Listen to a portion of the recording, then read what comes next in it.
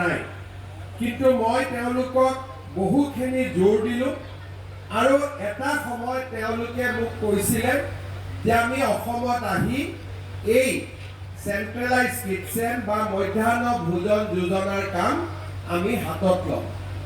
2011 চনত তেতিয়া অসমত তৰুণ গগৈ ডাঙৰীয়া মুখ্যমন্ত্ৰী আছিলে। মই তেওঁক ফাইলত লিখিছিলোঁ যে 6 জাগাত আমি পৰীক্ষামূলকভাৱে এই কেন্দ্ৰীয় কিটচেনৰ ব্যৱস্থা কৰিব খোজোঁ। বহুদিন কথা বতৰাৰ পিছত তেখেতে মোক কৈছিলে যে বেলেগ জাগাত নালাগে, তুমি যদি ইমান কৰিব খোজা জালুকবাৰী সমষ্টিৰ কাৰণে কৰা, তাত মোৰ আপত্তি নাই, কিন্তু বেলেগ জাগাত কৰিব নালাগে। আৰু যেনেকৈ কোৱা হৈছিলে আমি জালুকবাৰী সমষ্টিত প্ৰথমতে 2011-12 চনত আমাৰ সমষ্টিৰ ল'ৰা ছোৱালীৰ কাৰণে এটা চেণ্ট্ৰেলাইজ কিটচেন আমিনগাঁৱত আৰম্ভ কৰিছিলোঁ। চাওঁতে চাওঁতে মানুহে ল'ৰা ছোৱালীয়ে এই চেণ্ট্ৰেলাইজ কিটচেনৰ পৰা ইমান সুবিধা পালে, মই লাহেকৈ শিক্ষামন্ত্ৰী হিচাপে ক'লোঁ যে নহয়, আমি গুৱাহাটীৰ বাকীকেইটা সমষ্টিটো দিম। তেনেকৈ আমি পশ্চিম গুৱাহাটী, পূব গুৱাহাটী, দিছপুৰ সমষ্টিটো দিলোঁ। তাৰপিছত লাহেকৈ মই ক'লোঁ যে নহয়, জালুকবাৰীৰ ল'ৰা ছোৱালীয়ে যদি মধ্যাহ্ন আহাৰ ইমান ভাল কৰি পাব, হাজো বা পলাশবাৰীয়ে কিয় নাপাব? লাহেকৈ মই কামৰূপলৈকেও ইয়াক আগবঢ়াই দিলোঁ। কিন্তু কিটচেনটোৰ কেপাচিটি ইমানেই আছিল যিমানখিনি আমি কৰিব পাৰোঁ। যি নহওক, তেনেকৈ পাৰ হৈ গ'ল। চৰকাৰ বদলিল, পৰিৱেশ সলনি হ'ল। যোৱা কিছুদিনত আমি যোৰহাটত এই চেণ্ট্ৰেলাইজ কিটচেন বা যোৰহাট জিলাৰ ছাত্ৰ ছাত্ৰীসকলক মধ্যাহ্ন আহাৰ যোজনাৰ জৰিয়তে এটা জাগাতে সুন্দৰ কৰি বনাই আমি খোৱা বস্তু পঠিয়াই দিয়া আৰম্ভ কৰিলোঁ। তাৰপিছত মোৰ মনটোত লাগি আছিলে যে মোৰতো 6টা কৰিব মন আছিলে, তেতিয়া কিবা কাৰণত কৰিব নোৱাৰিলোঁ, এতিয়া কৰিব লাগে। আমি মাজুলীটো আৰম্ভ কৰিলোঁ, কিটচেন নিৰ্মাণৰ কাম চলি আছে। আজি আমি নলবাৰীত আৰম্ভ কৰিলোঁ আৰু এই মাহৰ ভিতৰতে আমি ডিব্ৰুগড়, লখিমপুৰ আৰু তেজপুৰতো আমি এই চেণ্ট্ৰেলাইজ কিটচেন ব্যৱস্থা আৰম্ভ কৰিম। ইয়াতে কি হ'ব? 25 কোটি টকা খৰচ কৰি আমি এটা পাকঘৰ বনাম। এই পাকঘৰটোত ৰুটিও মেচিনেদি হ'ব পাৰিব, শাক চব্জিও মেচিনেদিও কাটিব, আৰু আমাক ইয়াত ৰাইজৰো কিছু মানুহক লোৱা হ'ব যোনে ইয়াতে সদায় চেষ্টা কৰি থাকোঁ। আজি এই মিড ডে মিলৰ আঁচনি হৈ যোৱাৰ পিছত আপোনালোকে নিজে অনুভৱ কৰিব যে এটা কিমান ডাঙৰ পৰিৱৰ্তন এটা ইয়াত আহিছে, আৰু এই জাগাখিনিও যথেষ্ট জীৱন্ত আৰু প্ৰাণৱন্ত হৈ উঠিব। এই চেণ্ট্ৰেলাইজ কিটচেনটো বনাবৰ বাবে আমাৰ ৰাজ্য চৰকাৰে 25 কোটি 33,90,000 টকা খৰচ কৰিব আৰু আমাৰ লোক নিৰ্মাণ বিভাগে ইয়াক নিৰ্মাণ কৰিব। মই আমাৰ লোক নিৰ্মাণ বিভাগৰ আয়ুক্ত সচিব, মুখ্য অভিযন্তা সকলোকে ধন্যবাদ জনাইছোঁ, আৰু যিজন ইয়াতে ব্যক্তিয়ে কাম পাইছে তেওঁকো মই অনুৰোধ কৰিম যে এই কামটো, কাৰণ শিশুৰ শৰীৰতে ভগৱান থাকে। আমি হিন্দুসকলে বিশ্বাস কৰোঁ যে প্ৰত্যেকটো বাচ্চাৰ হৃদয়ত স্বয়ং ভগৱান কৃষ্ণ লুকাই থাকে, আৰু সেইকাৰণে আমি বাচ্চা ল'ৰাই কিবা এটা কৰিলে কয় যে তাক একো নকৰিবি, তাৰ গাত ভগৱান আছে, হয়নে নহয়? এতিয়া এই বাচ্চা ল'ৰাৰ কাম আমি ইয়াতে কৰিম, বাচ্চাসকলক আমি মুখত অন্ন দিয়াৰ কাম কৰিম। গতিকে কাম বেয়া হ'ব নালাগে, এই কামটো যাতে আটাইতকৈ ভাল হয় তাৰ বাবেও মই অনুৰোধ কৰিম। আৰু মই জয়ন্ত মল্ল বৰুৱা, চন্দ্ৰমোহন পাটোৱাৰী ডাঙৰীয়াক অনুৰোধ কৰিম মাজে মাজে যেন আপোনালোকে ইয়াত আহি কামটো চাই থাকে, আৰু কেতিয়াবা কেতিয়াবা স্কুলত যেতিয়া খোৱা বস্তুবোৰ যাব নিজে লগত থাকি খুব ভাল লাগে। মই আগতে, আজিকালি ইমান সময় নাপাওঁ, আগতে যেতিয়া আমিনগাঁৱৰ পৰা খোৱা বস্তুবিলাক যায় মই ঘৰৰ পৰা আহি তাত থিয় হৈ থাকোঁ, একো নকৰোঁ, কিন্তু চাই থাকিয়ে মনটো পবিত্ৰ লাগে। এতিয়া সময় নাপাওঁ আহিবৰ কাৰণে, কিন্তু এই কামটো বা এই খুব পবিত্ৰ এটা কাম ইয়াত আজি জড়িত হ'বলৈ পাই খুব ভাল লাগিলে।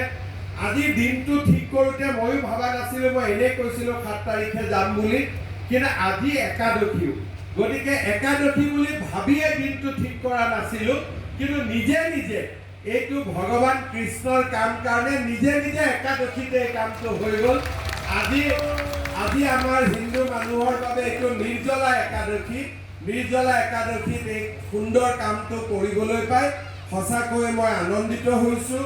নলবাৰী জিলা প্ৰশাসন, আমাৰ MP ফণীভূষণ চৌধুৰী ডাঙৰীয়া, চন্দ্ৰমোহন পাটোৱাৰী ডাঙৰীয়া, জয়ন্ত মল্ল বৰুৱা ডাঙৰীয়া, সকলোকে ধন্যবাদ জনাইছোঁ।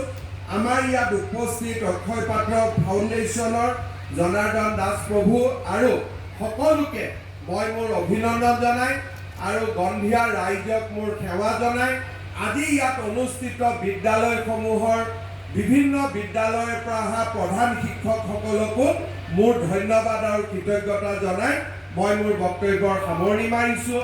ধন্যবাদ। জয় হিন্দ, বন্দে মাতৰম।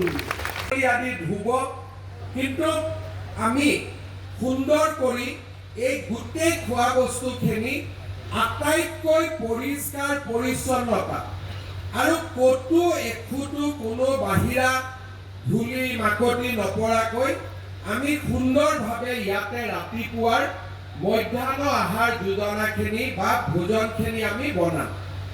চৰকাৰে মধ্যাহ্ন আহাৰ ভোজনৰ বাবে প্ৰতিজন ছাত্ৰ ছাত্ৰীক प्रकाश हम लोग कितना देते हैं?